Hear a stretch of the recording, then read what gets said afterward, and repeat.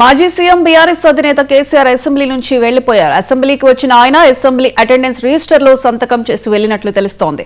కాగా కేసీఆర్ తో సీఎం రేవంత్ రెడ్డి కరచాలనం చేశారు. జాతీయ గీతం పూర్తి అవగానే కేసీఆర్ సభ నుంచి వెళ్లిపోయారు. ఇక దీనికి సంబంధించి పూర్తి అప్డేట్స్ మా స్పెషల్ కరెస్పాండెంట్ తేజ లైవ్ లో అందిస్తారు. తేజ, తెలంగాణ అసెంబ్లీ శీతాకాల సమావేశాలు అయితే ప్రారంభమయ్యాయి.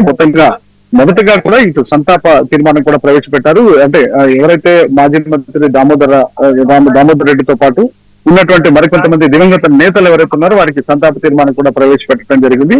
మరి కాసేపట్లో బీఎస్సీ సమావేశం కూడా ప్రారంభం కాబోతుంది అన్నట్లుగానే చెప్పాలి. అయితే ఈ రోజు అసెంబ్లీకి ప్రతిపక్ష నేతగా ఉన్నటువంటి బీఆర్ఎస్ అధినేత కేసీఆర్ వస్తారా రారా అనేటువంటి ఉత్కంఠత ఉన్నప్పటికీ కూడా ఈ రోజు హాజరవుతున్నారనుకుంటున్న నేపథ్యంలో ఆయన సరిగ్గా 10:14 ఆయన అసెంబ్లీ ప్రాంగణానికి చేరుకున్నారు. కొంత ఆయన ఛాంబర్ దగ్గరికి కూడా వెళ్లారు. అందరికంటే ముందే, అంటే ఎమ్మెల్యేలు కావచ్చు, మంత్రులు కావచ్చు, వీరందరికంటే ముందే కేసీఆర్ ఆయనకు సంబంధించినటువంటి ఆయన ప్రతిపక్ష హోదాలో ఉన్నటువంటి ఆయన సీట్ ఏదైతే ఉందో ఆ సీట్ వరకు కూడా ఆయన వెళ్లి ఆయన కూర్చోవడం జరిగింది.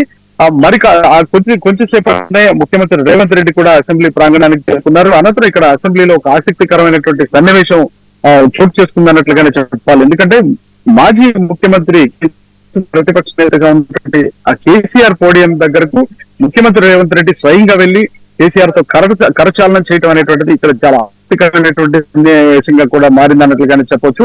ఇంకా ప్రత్యేకించి అయితే మాత్రం కేసీఆర్ ఆరోగ్యం ఏ విధంగా ఉంది, ఎలా ఉంది, ఆయన ఆరోగ్యం పట్ల కూడా కొంత ఆరా తీసి ఒక 2-3 నిమిషాల పాటు ముచ్చటించడం కూడా జరిగింది. ఈ ముచ్చటించినటువంటి నేపథ్యంలో ఈ సభ మొత్తం కూడా, సభలో ఉన్నటువంటి సభ్యులంతా కూడా చాలా ఒకంత ఆశ్చర్యానికి గురయ్యారన్నట్లుగానే చెప్పాలి. ఎందుకంటే ముఖ్యమంత్రి రేవంత్ రెడ్డి కేసీఆర్ తో కరచాలనం చేసిన అనంతరం తర్వాత మంత్రులు శ్రీధరబాబుతో పాటు ఇతర మంత్రులు కూడా వారంతా ఒక్కొక్కరిగా కేసీఆర్ దగ్గరికి వెళ్లి కరచాలనం చేసి ఆయన ఆరోగ్య పరిస్థితిని కూడా అడిగి తెలుసుకున్నారు. కొంతసేపు అక్కడ ఉన్న తర్వాత మరలా ఆయన బీఆర్ఎస్ ఎల్పీకి సంబంధించినటువంటి ఆయన కేసీఆర్ ఛాంబర్ కు వెళ్లారు. ఛాంబర్ కు వెళ్లడంతో పాటు ఆయనకి సంబంధించి పూర్తి స్థాయిలో ఆ రిజిస్టర్ లో ఆయన సంతకం పెట్టేసిన తర్వాత అక్కడి నుంచి, అంటే అసెంబ్లీ ప్రాంగణం నుంచి ఆయన వెళ్లిపోయారు. మొత్తంగా అయితే మాత్రం ఒక 18 నిమిషాల పాటు కేసీఆర్ అసెంబ్లీలో గడిపారన్నట్లుగానే చెప్పాలి. కానీ కేసీఆర్ వస్తారా రారా ఈ సమావేశాలకి అనుకున్నటువంటి నేపథ్యంలో కేసీఆర్ అయితే వచ్చారు. మొత్తంగా ఇటు ముఖ్యమంత్రి రేవంత్ రెడ్డి, ప్రతిపక్ష నేత కేసీఆర్ మధ్య కూడా కొంత ఆసక్తికరమైనటువంటి సంభాషణ అయితే ఒక 2 నుంచి 3 నిమిషాల వరకు జరిగిందన్నట్లుగానే చెప్పాలి. సభ అయితే ఇంకా కొనసాగుతూనే ఉంది. సో మొత్తంగా అయితే మాత్రం తర్వాత అనంతరం, అంటే సంతాప తీర్మానం అయిపోయిన తర్వాత ఇప్పుడు బీఎస్సీ సమావేశం జరుగుతుంది. బీఎస్సీ సమావేశంలో ఎన్ని రోజులు సభ నిర్వహించాలి, దేనిపైన ప్రధానంగా చర్చ జరగాలి, ఏ అంశాలను తీర్మానం చేయాలి, ఏ అంశాలకు ఆమోద ముద్ర వేయాలి అనేటువంటి అంశాలపైన పూర్తి క్లారిటీ వచ్చేటువంటి అవకాశం ఉన్నట్లుగానే మనం చెప్పాలి. అసెంబ్లీకి వస్తారా రారా అనే ఉత్కంఠకి తెరపడి ఆయన అసెంబ్లీకి రావటం జరిగింది. జాతీయ గీతం వరకు ఆయన ఉండటం జరిగింది. మొత్తంగా ఒక 18-20 నిమిషాల వరకు ఆయన అసెంబ్లీలో స్పెండ్ చేశారు. ఇటు సీఎం రేవంత్ రెడ్డి కూడా ఆయన కరచాలనం చేయటము, కాసేపు ముచ్చటించడం కూడా జరిగింది. ఆ తర్వాత ఆయన వెళ్లిపోవడం, దీన్ని ఏ విధంగా చూడాలంటారు? అంటే ఖచ్చితంగా ప్రియాంక, అంటే సభ ఇటు కాంగ్రెస్ పార్టీకి సంబంధించిన నాయకులు అంటే నిన్న ఒక ఆసక్తికరమైనటువంటి చర్చ జరిగింది అన్నట్లుగానే చెప్పాలంటే మీడియా ముఖ్యంగా కూడా ఇటు బీఆర్ఎస్ పార్టీకి సంబంధించిన నేతలంతా కూడా 15 రోజుల పాటు ఖచ్చితంగా అసెంబ్లీ నిర్వహించి తీరాలి అని చెప్పి వారంతా కూడా డిమాండ్ చేసినటువంటి పరిస్థితి చూస్తాం. ఇటు ప్రతిపక్ష బీజేపీ కూడా అదే స్థాయిలో కూడా సుమారు 10 నుంచి 15 రోజుల పాటు, అంటే 2 వారాల పాటు అన్ని విషయాలపైన చర్చించాల్సింది అనేటువంటిది బీజేపీకి సంబంధించిన నాయకులు కూడా మాట్లాడారు.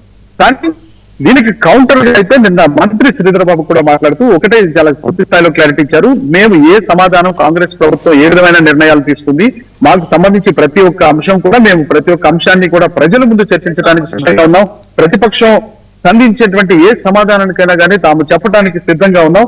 కానీ కేసీఆర్ కూడా ప్రతిపక్ష నాయకుడు హోదాలో కేసీఆర్ కూడా ఒక ఆరోగ్యకరమైనటువంటి చర్చ జరిగే విధంగా ఆయన పూర్తి స్థాయిలో ప్రతిరోజు ఎన్ని రోజులు సభ జరిగితే అన్ని రోజులు కూడా ప్రతిపక్ష నాయకుడు హోదాలో ఆయన కేసీఆర్ రావాలి అని చెప్పి, కేసీఆర్ వస్తే ఏ ప్రశ్న అడిగినా కానీ సమాధానం చెప్తామని చంద్రబాబు చెప్పారు.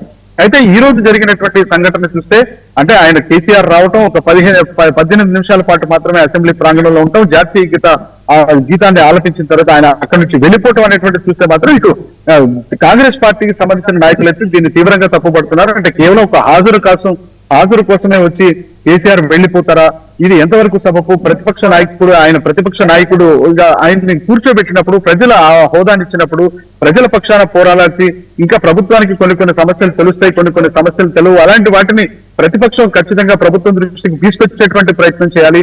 ప్రతిపక్ష హోదా అనేటువంటిది ఆ ప్రతిపక్ష పాత్రను పోషించాలి. దీనివల్ల రాష్ట్ర అభివృద్ధికి తోడ్పడుతుంది. కానీ ఎందుకు ఈ విధంగా వెళ్లిపోవటం అనేటువంటిది ఇది దేనికి సంకేతం? ఇది పూర్తిగా నిర్లక్ష్య వైఖరి అనేటువంటి స్థాయిలో కూడా కాంగ్రెస్ పార్టీ నేతలు అటు ఆఫ్ ద రికార్డ్ కావచ్చు, ఆన్ ద రికార్డ్ కావచ్చు, వారంతా మాట్లాడుతున్నారు. కేసీఆర్ అయితే వెళ్లిపోయారు. కానీ కేసీఆర్ ఈ రోజు వెళ్లిపోవడంతో ఇంకా తర్వాత 2వ తారీఖు నుంచి పునఃప్రారంభమయ్యేటువంటి తెలంగాణ అసెంబ్లీ శీతాకాల సమావేశాలకు ఆయన హాజరవుతారా లేదా అనేటువంటి దానిపైన మాత్రం ప్రతిష్టంభన కొనసాగుతుంది అన్నట్లుగానే చెప్పాలి. Right Teja, thank you.